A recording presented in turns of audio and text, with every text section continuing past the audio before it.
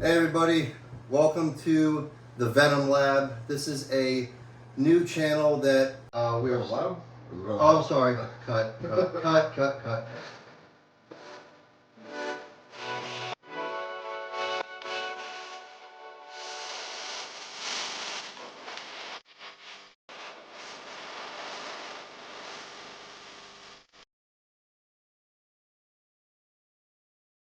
Hey guys, welcome to the Venom Vault. This is going to be a new YouTube channel that is going to be solely focused on more of a podcast, roundtable sort of style. We're going to talk about all things venomous snakes related, reptiles, invertebrates, husbandry, care, probably some herping stuff, bioactive stuff. Enclosures, all that good stuff. And so this is going to be the first episode of this, the Venom Vault.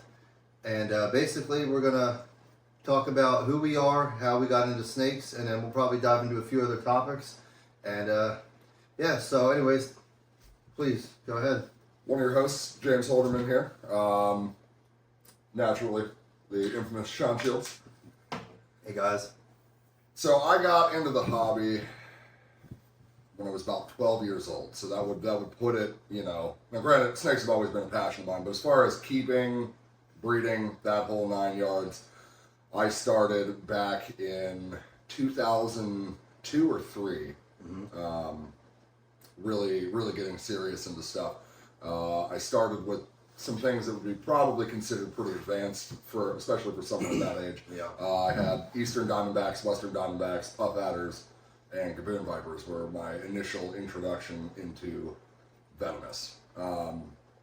As far as like field work goes and stuff and going out and herping, growing up in Pennsylvania, not a whole lot of options there, but naturally you do have the timber rattlesnake and the northern copperhead, which I've definitely spent a lot of time around. You have as well, of course, growing up there. Me and him met mutually through our interest of reptiles growing up. I've known Sean since, when did we meet? Probably, I was in 9th grade, you were probably, 10th or 11th? 11th, yeah. So probably right around that 2005 or 6 time frame. Probably right around 2005, 2006. And that's kind of like really, like I got into keeping snakes. Like I was like 5 years old and my dad came home with a snake from work and like they just let me keep it. And like I had like garter snakes and water snakes and I had like a black rat snake and just some stuff like that. And I kept like a lot of lizards, iguanas. But then one time I was at the Boy Scout, I was in the Boy Scouts and we had a trip up in my cabin and I think I was like 14 at the time. So this is like probably this is a couple years before I met you, I think. I don't know, this is probably the 2004, 2005 time frame. Okay. Anyways, we were all up, there was a bunch of us up at my cabin and we found rattlesnakes and then, I put one in a box and I kept it for like 2 weeks. And like, that is technically, I guess that's technically my first venomous snake that I've ever kept. But, being in Pennsylvania, especially where we're at, there's just an insanely high concentration of timber rattlesnakes if you know where to look.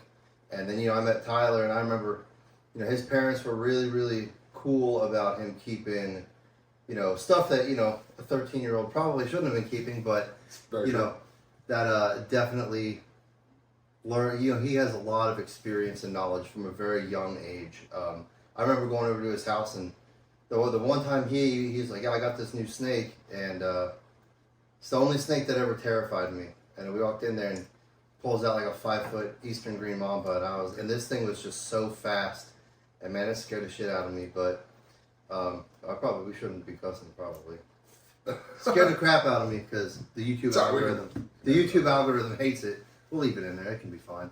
But that's kind of how we kind of met. And then just over the years, it's just I joined the military and left. And now I'm out of the military. And he moved to Florida and did some things. Down there for 10 years. Now he's back. And so, we recently got into talking about there's just a lot of stuff in the venomous snake world that's like either misinformation or there's a lot of new keepers who don't really know what they're doing yet, and a lot of, and like you said, with the misinformation, a lot of people come looking for true answers, and then they get this misinformation, and they see it as immediate fact without really diving into it, and mistakes are made, and stuff, and hopefully we can clear some of that up. I mean, naturally, we live in a world where that's going to exist to some extent no matter what, but, you know, I think that this is definitely something to give a good listen to if you're seeking knowledge, if you're new to the hobby, or even if you've been into the hobby for a while. You know, everybody has different experiences, and it is good to hear from somebody who's not spreading blatant misinformation just for the sake of doing it, right? Which unfortunately, again, there is a lot of, especially in this hobby. Yeah, and you know, honestly, a big thing for me with this is, even if you've been keeping for 30 years, right? Something like this is going to be great, because no matter how long you've been doing something, if you ever close your mind off and think that you know everything and you can't learn anything, you are immediately going to fail. The best thing to do is just keep an open mind and learn new things. And I mean, from when we were kids, we used to keep snakes in 10-gallon tanks with, you know, the highest varying sizes, but all glass enclosures, screen top, you know, not really ideal. I mean, when we were kids, I don't even think PVC enclosures were initially really a thing, and if they were very, very far and few. And they were expensive, very expensive. Yeah. I mean, not that they're necessarily cheap now, but they're certainly far more affordable than they used to be. And definitely better for your overall snake carrier, temperature holding, humidity, the whole spiel. So yeah, guys, that's pretty much what this. We're just going to talk about snake and reptile stuff. You know, there's not ever going to be. I mean, there's going to be scripts and stuff, but you know, we'll talk about some current event stuff maybe, but we're probably going to try to keep this less about the human side of things, and more about the reptiles. More about the reptiles. What's worked for us, what's working for us currently, what we've done in the past, mistakes we've made. Because I mean, I know I've made quite a lot, and everybody makes them. So, yeah, that's kind of what we're going to do there. And so, what do we got on the agenda for today? Well, I mean, I think you know, just kind of going over what we're working with, you know, currently and plans from there, I think is a good starting point. Naturally, we kind of introduced ourselves there a little bit, you know.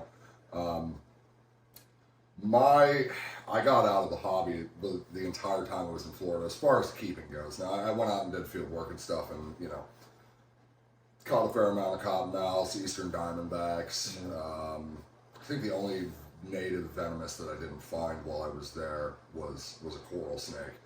And I probably could have, but, you know, I moved down there for work. So the majority of my time was spent working and making money, which is why I went there.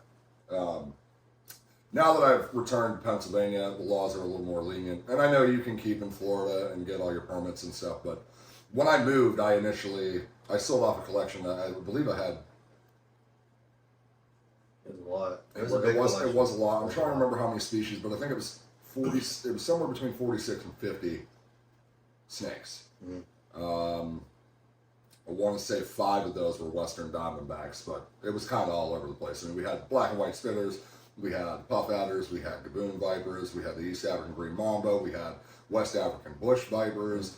I probably had another 4 monocle cobras. I had 1 Egyptian. And she was pretty big. Yeah, she was about 6.5, 7 feet. Yeah, it was a big snake. When I got rid of her. But again, I just didn't want to go through the whole permit process. I was kind of getting out on my own by going down there, and it was easier to not take all that with me, essentially, and kind of start fresh down there. But now that I'm back, I am getting back into the hobby now. I'm trying to stay a little more focused and not be all over the place. Yeah. And I get having a large collection like Sean does here, and you know, having like vision animals and stuff like that, and you know, basically display animals. Yeah. And I'm not opposed to it, but again, my focus is going to be more breeding oriented, and trying to line breed and working with morphs and stuff. So I'm trying to keep it kind of tight knit to a few species. I'm thinking about working with a couple of the Cribos. Currently, I'm working with West African gaboons and blood pythons. I plan to expand into the Bitis side of it and go with probably some puff adders and rhino vipers are next up. I would like to get my hands on some Ethiopian mountain adders in the future. But again, all of this, you know, you like big, thick, muscular snakes. Pretty much. I do like the thick ones. Yeah, the thick ones. Yeah. But again, I'm one of those. I'm not going to buy an animal and not have a long-term or permanent enclosure already set up and built for it. The first step in anybody getting a snake is getting your enclosure, your temperatures, and your humidities dialed in before you get your animal. Don't try to do it after, because you can stress them out. You can run into a bunch of issues, and it's not the right way to go about it.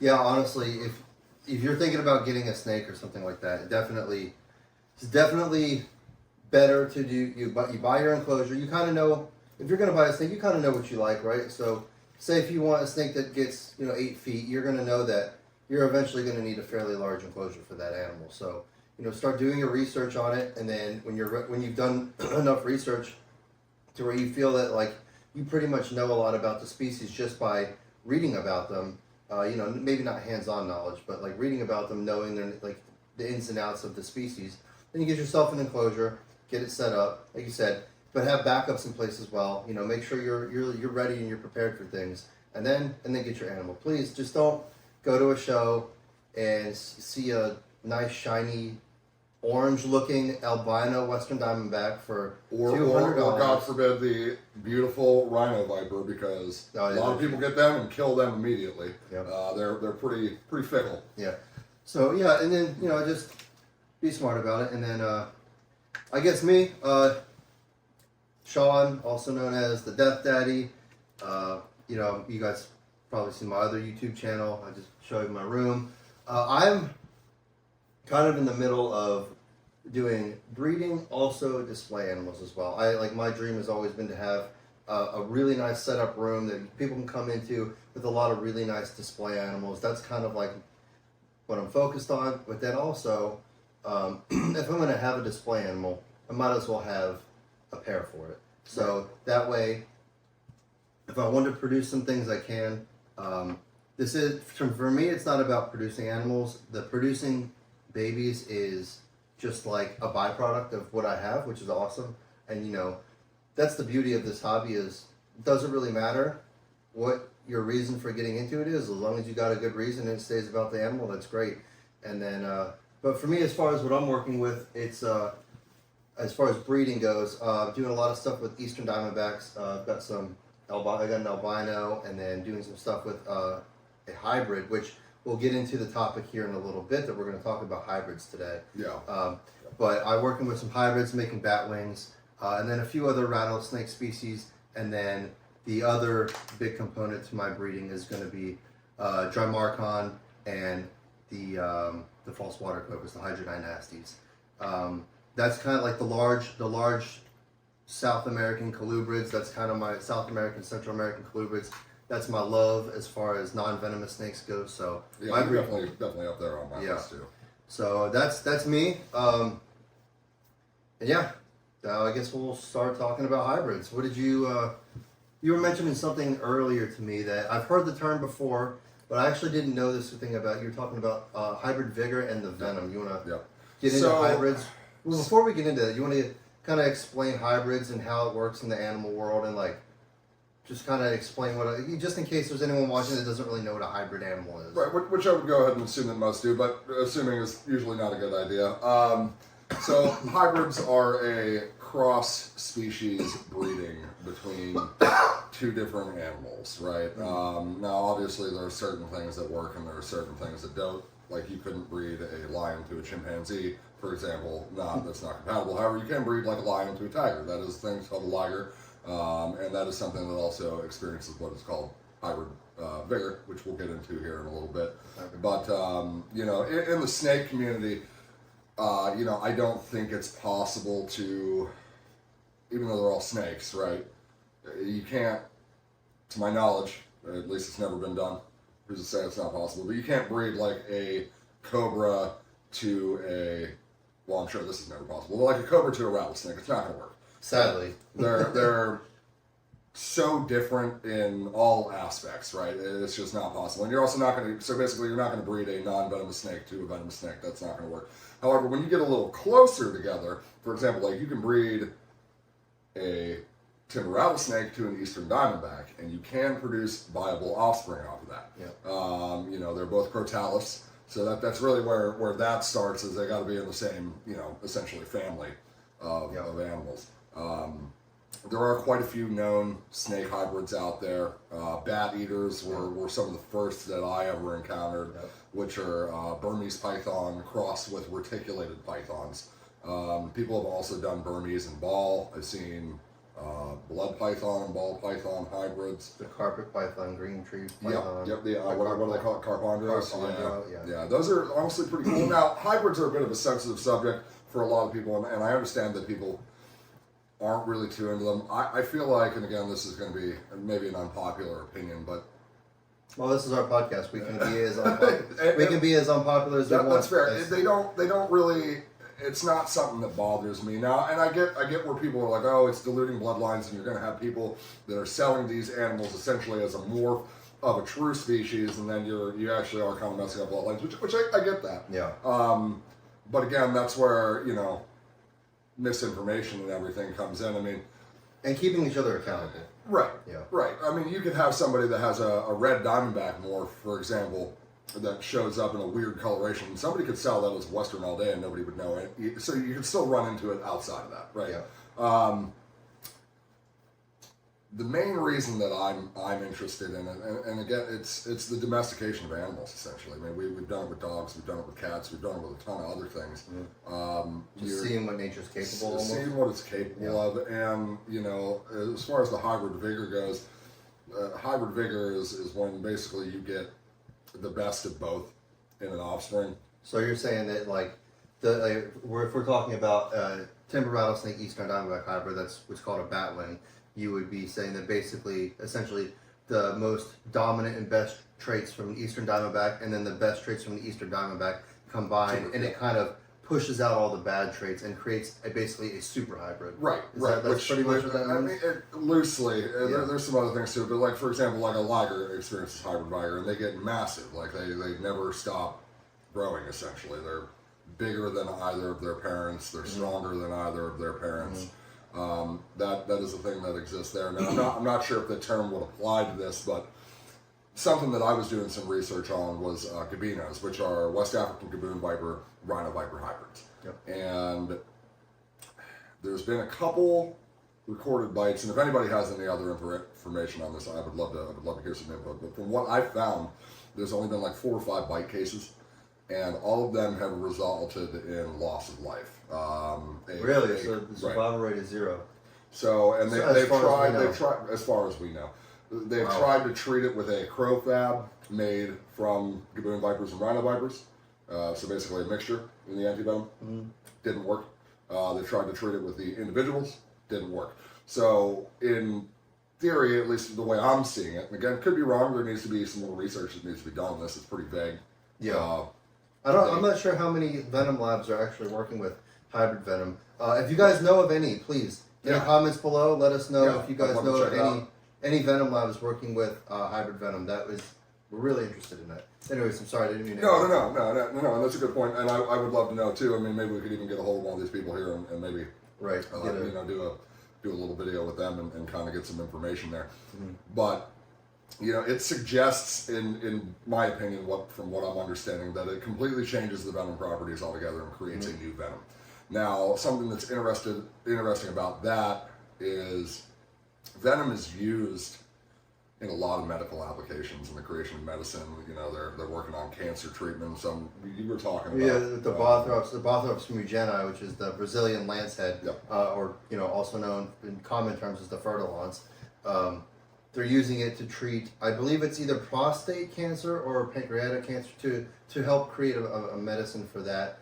Something to do with the proteins that are in the venom, the compounds. So the snake venom is extremely important in cancer research specifically, but multiple other things all along with that. And that's pretty close to my heart. I lost my father from pancreatic cancer last November. Well, 2 Novembers ago, 2023.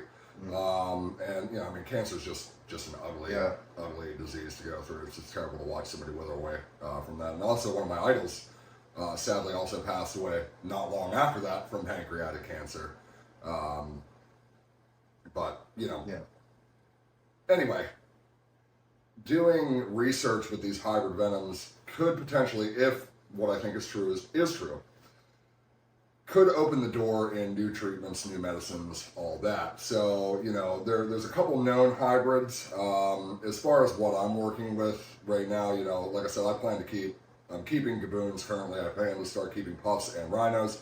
I have seen or heard of hybrids between puff adders and rhino vipers, puff adders and gaboon vipers, and I have obviously seen puff adders and, I'm sorry, not puff adders, gaboon vipers and rhino vipers together. So I'm basically trying to start working with all of those and mixing those bloodlines together, kind of see what shows up. You know, I'd be really interested to see how all that turns out. I really like the puff adder gaboon hybrids. Now, there's not too many people that have done them or that do them, but they have been done, Right. and they call them puffoons, and they're really interesting looking snakes. You know, they generally keep. It's like the shape of a gaboon viper, like with the nice big head, but it's got the colors and the pattern of a puff adder. So it's like the swirly pattern. They're really interesting. If you've never seen it, Google, you know, puff adder gaboon viper hybrid. There's not a ton of pictures, but there are some. They are out there though. Yeah, and they're really cool. But as far as my opinion on hybrids, I'm kind of in a similar boat. I understand all like the different sides. You know, some people are saying like just completely against it. They hate it. Like it doesn't encourage nature. Stop playing God or whatever. Stop trying to play God. But then at the other time, you know, human beings have never left anything natural. It is in our nature. I'm not saying this is a good or a bad thing. It's just kind of what it is. We've been hybridizing dogs, like you said before, hybridizing dogs. We hybridize fish. We hybridize pretty much everything. Right. And for me, I like. It's a curiosity thing for me. Yeah. Like, put these things together, and a lot of the times, nothing's going to happen. It's not going to take.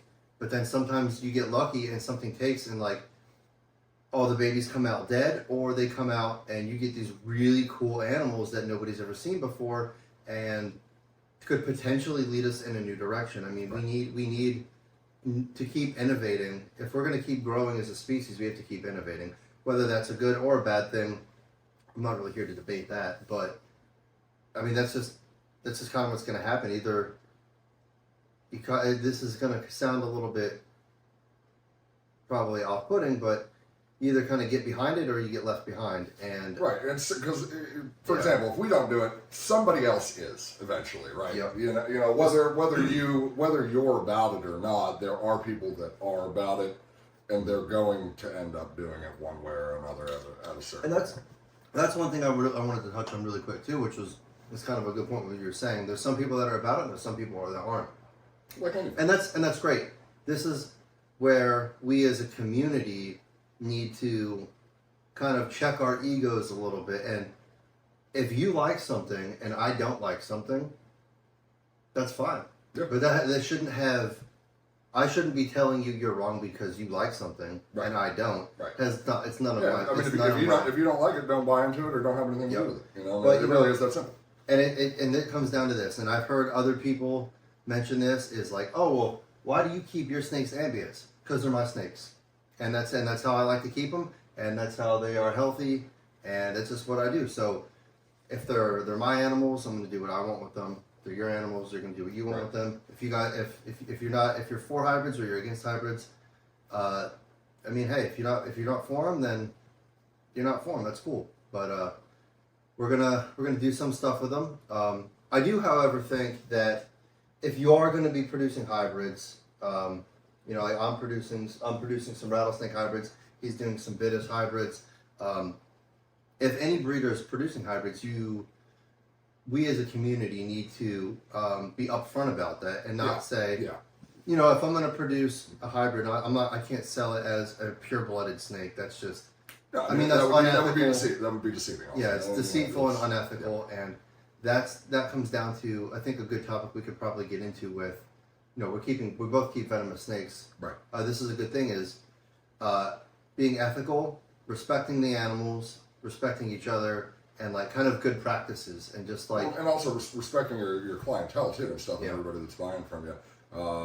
You know, and I really like what Sean's implemented here, or at least starting to implement, with basically the bill of sale, kind of aspect, and basically serial numbered animals, and you know, showing bloodlines and stuff. You know, it is a little more professional. It's something that you would see in like show dogs, for example. But you know, especially when you're working with animals that when you buy something from somebody, you don't know anything about its background. You don't know if it's wild caught. You don't know if it's actually captive born. So having this paperwork that shows, you know, hey, this is this, and this came from here, and da da da da da, and this animal has this number. There were this many babies in the litter. You know, more people implement that, because I'm also, and I get inbreeding to get morphs and stuff, and you do unfortunately have to do that with recessive traits. There's really no getting around it. But I am a big proprietor of trying to do that as little as possible, and like furthering bloodlines as opposed to getting them tighter, because the tighter you get them, the more health issues you're going to run into in the long run. Well, it's kind of like what you were saying earlier, as far as like when you go to a show. I mean, you've been to plenty of shows. I've been to plenty of shows. You go to a show. You know, I even did. There's plenty of times I've gone into shows as a vendor and gone in to help other people set up their tables and stuff. Right. And you know, usually you're in there 3-4 hours before the show starts, and there's been many of times where a friend of mine who is an importer brought a big box of venomous snakes, opens it up, and then a bunch of people that are vending the show come and buy them, take them to the tables, and sell them. So kind of my idea with me doing like a bill of sale sort of thing is like, when you buy a snake from me, that piece of paper is going to follow that snake wherever it goes. Right. So you will always know that that snake came from me, and it's got my contact information on there. And so if anyone ever has a question about it, they can reach out to me. And you know, I'm not against importing wild animals. No, I mean, they got to come from somewhere initially. Yeah, and so I think that, but like having like for me, if I buy something, I love being able to tell somebody, oh yeah, this is when it was born, this is where it came from, this is who produced it, this is who imported it, and it's just like, I don't know, it adds a little bit of a prestige to it. It makes things a little bit more professional, and it doesn't, to maybe an outside eye, it doesn't make us seem so willy-nilly with we're just passing these things off like Pokemon at trading cards. You know, that's true. Because sometimes it feels like that. But it does. Got to catch them all. Yeah. But yeah, that's my reasoning behind that. You know, I would love it if everybody adopted that, but I'm also not trying to force them. Well, no, and naturally you're going to have people that aren't. You know, I mean, just like anything. You know, I mean the same thing that exists in dogs, and not everybody does it. In fact, far and few do. But again, I like the idea, and I'm not saying, oh, everybody needs to do this, but like I'm gonna do it. You know, I mean that's something, especially with producing hybrids and then working with, for example, like you know, as far as blood pythons go, the morphs and stuff. I want to have, you know, all the genes and parents, you know, and a whole line, so you know what your gene pool looks like, and like who originally produced the first ones that I had in that line. And showing you, you know, if there's any kind of relation or anything like that, or inbreeding going on, just so that you, as a keeper or breeder, know a little bit more about what you're getting. You know, again, I am getting into the breeding. It's less about. I wouldn't say it's less about display animals for me, because my breeding stock I am keeping in fully bioactive enclosures, which. For some of the species that I'm working with, people say it either can't be done, or it's foolish, or it's really hard to do. You basically just have to maintenance it like it's not a bioactive enclosure. Although you're not doing a full soil change, but every time your snake defecates, like you got to get in there and basically you got to scoop out soil around it. You know, especially with these snakes that have these large bioloads, you have all that urine and stuff from them. So you do really need to get that out of there so that you're not attracting mites. Now, something I've considered doing, and I haven't done it yet, but I would have to build custom enclosures for this, is I was thinking about adding basically a drain valve to the soil, to the sublayer, the water retention layer on the bottom, so that I can empty out that water layer. So whenever they do, like, for example, blood python, you know, they poop every 4 to 6 months, you know, so it's a lot when they do it. I was thinking about that, and maybe then dumping water and essentially soil cleansing, and just flushing that water out of the soil layer to get all that scent out of there and kind of clean that out as a way to help with that, so I can remove less soil to where I'm not disturbing the environment so much. But, you know, time will tell how that works. But so far, successfully keeping blood pythons in bioactive enclosures. I've had no issues with mites or anything of the sort. I'm also not having that issues with them. Now, when you're talking about mites, you're not talking about reptile mites. You're talking about No, I am talking about okay, reptile mites. okay. Reptile mites are always a concern. Yeah. They were something that I unfortunately did deal with when I was early in the hobby, and they can be an absolute nightmare. Now, I know a no-pest strip does a good job. My concern with the no-pest strip currently is the other insects that I keep as far as the bioactive goes. I don't know how that's going to affect the isopods. I don't know how that's going to affect these springtails. I would assume that it's going to kill them. I've heard that it does. Yeah, I've heard I mean, it wipes out all over insects. So like, why would it not? You know. So that's something. The bioactive thing. That's something we can kind of segue into here. Is kind of like. Well, I mean, I've started to do it here, and you know, Tyler's definitely doing it, or James, Tyler. So to clear that up real quick, just not to cut you off. So, my name is James Tyler Holderman. Growing up we all call as a Tyler. kid, my father's name was also James, so everybody called me Tyler. And it wasn't until later in my 20s that I started going by James when I moved to Florida. So that's why I introduced myself as James and he called me Tyler. So just to clarify. So yeah. But we're kind of talking about some husbandry things. What I've started to do, and I know that there's a lot of people out there that still keep their snakes in racks, which to each their own. It's not for me, but exactly. it makes, if you have a ton of animals and your sole purpose is breeding to potentially make a profit or mass producing a bunch of different morphs, nobody's going to have. Not everybody has money for a warehouse to have 200 or 300 bioactive setups. That's you basically have a zoo. You're going to have a ton of costs. I get it, but again, if I have to go to racks for my breeding stock, I'm just not going to. Yeah, so I'm just going to stop at that point where I would need to get there and be like, okay, well, this is all I'm keeping. So one thing I kind of wanted to talk about with that is, well, he was mentioning earlier how about people will say, oh, well, you can't do this with a bioactive, or semi-bioactive, or either just people have said to me, all this substrate, all this decor, like, man, like those cages must get dirty. You must got and there's a lot of people you could easily just take all the substrate out of here, put a water bowl in there, put a plastic hide, and keep everything on paper towels, and everything would be healthy and they would live and it would be great. But to me, it's what I'm trying to do now, and what James is doing, and what I think a majority of the hobby, or the venomous, not just the venomous community, but everybody, is kind of moving towards not doing that anymore and using naturalistic substrates for the animals and trying to mimic their environment. And just my whole thing right now is just what I was saying the other day is the same thing with the receipt. Is just I want to elevate every aspect of my keeping, of my community's keeping, my friends' keeping. We're always bouncing. Like, we have messages. We're always bouncing ideas back off each other, trying to improve things. And I think that is what we should probably get into. It's just it's about the animal. And yes, keeping bioactive for blood python probably is challenging. It is, and again, but you have to clean. The thing is, though, just consistent clean. Is you just shit, get it out of there. Don't let it sit there. And that just leaving. I mean, it's no different than if your dog shits in a kennel and you don't clean it up immediately and you're letting them sit there. It's disrespectful. It's gross, and it's potentially going to lead to issues. Yeah, and so the thing is just. Yeah, and people say the same thing about Cribos. Oh, they poop a lot. They smell. Yeah, you know what they do. But it just requires you to put a little bit more effort into it. And honestly, it really isn't that hard it takes probably an extra 10 minutes to scoop that stuff out. And if you aren't willing to take the extra 10 minutes, then just don't do it. You probably shouldn't.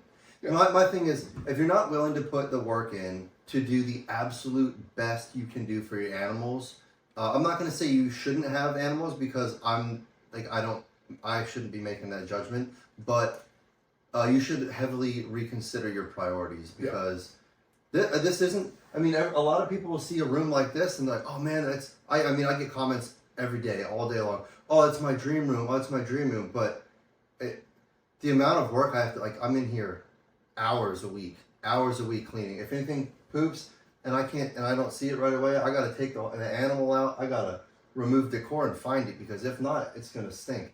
And when you got, I think I have 32 snakes in here now, and like, which isn't a huge number, but it's a lot of enclosures. Right. And there's a lot of maintenance, and it can take a lot of time. But it's the thing is it's really rewarding and everything like that. But don't. I guess what I'm trying to. I've been like long-winded here. This point I'm trying to get at is, don't let your care slide just because you're feeling lazy. Everybody has lazy days. I have lazy days. But after your lazy day, get back in here and get it clean. Get it done. Clean, take the extra time. And then, I mean, a bioactive enclosure with a blood python is a beautiful enclosure compared to what you usually see them on newspaper or like paper towels or something like that, or just coconut fiber or something like that.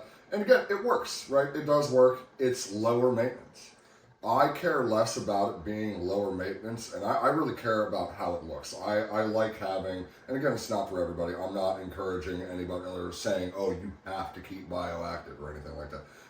You can keep them bare minimum, and they're going to do just fine, and it's going to be lower maintenance on you. For me, the maintenance doesn't really bother me. I don't mind spending, 10 minutes a day looking into the enclosure to find something, and then if it needs to be addressed, addressing it. That does not bother me in the slightest, because when I look at my enclosures, I stand in front of them and I'm like, wow, this looks amazing. It brings you happiness. The live plants, I've got the little insects running around. Like I can sit in front of them for an hour and just watch stuff moving around and just enjoying like the growth on my plants and like how moist and alive the moss is. I don't know, it just does something for me. Again, it's not for everybody, but I really, really like it, and I'm going to continue to keep that way. And who knows? Maybe I might end up running into an issue with keeping like Vitis or these blood pythons in a bioactive enclosure. But as of now, I have not. And again, it just the visual on bioactive for me, there's nothing better. And honestly, like for me, I'm not like full bioactive to where all of these plants that are in these enclosures, they're all fake plants. 90% of my enclosures have a bioactive substrate, which is it's a custom substrate mix of a bunch of different things that it holds humidity well. The soil underneath the top layer stays nice and moist and keeps humidity, but then the soil on top is nice and dry, and it looks really nice. It looks like a natural environment. And so I kind of call that like a semi-bioactive, because I don't really have too many planted plants. There's some that I would love to. And really what the bioactive is too, to be a true bioactive, it has to have microfauna. That are basically cleaning up any waste or debris that shows up. That's where, so like, for example, my blood python just shed last week with it, and I've got tons and tons of isopods in that enclosure. I stocked it initially with 300 different, 100 orange variations, and within the first couple weeks they were producing like mad. So there's probably like 300 or 400 in there right now. That snake shedding was literally in there for 2 days before it was completely devoured by the isopods, which is really cool. Definitely cuts down on some of the cleaning. But again, with like the poop and the bioload on those, what I was getting at earlier is those snakes, you can get away with it. Say like you have some like red-sided garters or corn snakes or something that doesn't have such a massive bioload. Your detrivores will clean that up. You don't really have to worry about that so much. But I think the reason people say you can't do bloods is because of their bioload. It just requires you to clean more. You might sacrifice some root system to get it done. You might have to add some more soil, whatever. That's part of it, but it is doable. And honestly, that whole statement of this isn't possible, that always like kind of triggers something in me to like, I'm gonna do it. Like, okay. If this isn't possible, I'm gonna do it. And not to like for like any sort of an ego reason, but it's a lot of people will just say something's not possible without any concrete evidence or have ever actually given it a try themselves. A lot of people will try something, it doesn't work within a week, and they give up on it. Right. So what else did you want to talk about on this first episode here? What else? Anything else you wanted to bring up here or talk about as far as we went over who we are, what we keep, why we're keeping it. Well, I don't think we necessarily really touched a whole lot on why we were keeping it, so we can. Yeah, let's go into that. We can do that. Why do you keep? You know, why do you keep snakes? why do I keep snakes? So snakes have always been a passion. Since I can remember, I was out in the yard as a kid catching and finding garter snakes, and you know the occasional. I can't remember if they were rough or smooth green snakes. I haven't seen one. I haven't seen one since I was little. Yeah. But I've always had a fascination with animals in general, but particularly snakes and reptiles. Yeah. You know, catching toads, catching snakes as a kid, and that passion for me it never went away. Yep. It's always been there. And like I said, you know, I started keeping more aggressively and moved into the venomous at a young age. Now I was keeping before that. I did have, you know, prior to being 12 and having the venomous snakes, I had simple stuff, right? I had corn snakes, I had black rat snakes that I had caught, and you know, garter snakes, and I had some western hogs. What else? I think I had a couple bull snakes too. Bull snakes are cool. I like bull snakes. I always liked them, and I think actually getting into the bull snakes, you know, when I was young was kind of like where I was like, okay, venomous snakes. Right? Yeah, because I had some wild caught bull snakes, so they're aggressive and they're pulling back and hissing and striking, and they're pretty good size and they're a little thicker too. They got strong jaws too. Yeah. So that really kind of set that off for me, and again, like I said, it was a passion that never went away, and it's something I've always enjoyed. So why not keep doing it? You know, that's kind of where I was at with that, and you know, again, I love producing stuff and seeing new things and different color combinations and different patterns that show up and different variations in life. Yeah, I remember like when we were like probably in our late teens, like 19, 20, somewhere in that area, you like always were talking about these different morphs and co-dominant and recessive, and like we'd be all hanging out at a party when we were younger, you know, throwing back some beverages. I'd be talking and about like snakes. People would make fun of me about it. We'd be all sitting in a room. We'd be sitting in a room with 10 of us, and then, you know, he starts spouting off about these super dwarf this, hyper recessive that, and people are like, and you know, like I'm sitting there listening to it, like I'm fully engaged, but there's some people and you just tell them they're like, okay, I'm not interested. you're not even speaking the English language right now. So I don't know. I guess for me it's the same sort of thing, right? Like I was young, kind of just fascinated by snakes, always catching them, going out to some of the lakes by us and flipping these canoes over and finding reptiles and frogs and all sorts of stuff. And then I remember I was like 9, I think, and I went to Clyde Peeling's Reptile Land for my I had a birthday party out there. Okay. And this guy. This guy, you know, they came out and they put they called them red tail boas back then. They put a boa constrictor around my neck, and you know, I just feeling the smooth scales and the strength of its muscles. Like I was just like, oh, this is cool. Yeah. And then I remember we took a walk into the one room where they have their venomous wing, and there's all these beautiful display enclosures with these highly venomous snakes, and I knew I was just like. I would always tell my parents, like, where do you want? I want to go back to Clyde Peeling's. I want to go back to Clyde Peeling's. And, like, I always kind of wanted that. And so, as I got older, that's kind of why I ventured into this whole sort of thing, is because it's like my own personal Clyde Peeling's. And that's my standpoint with the bioactive, too, is I love, and again, I've been to Clyde Peeling's. I went there when I was young, and it was the same thing for me. And we were talking about red spitters earlier while we were taking a drive. They have them there. They have them there. And their red spitters have been burned into my brain since I first saw them, and just their whole setups. You know, really, I may never own a serpentarium, but I want to have all of my enclosures essentially serpentarium quality in appearance and care. That's what I strive for. Mm-hmm.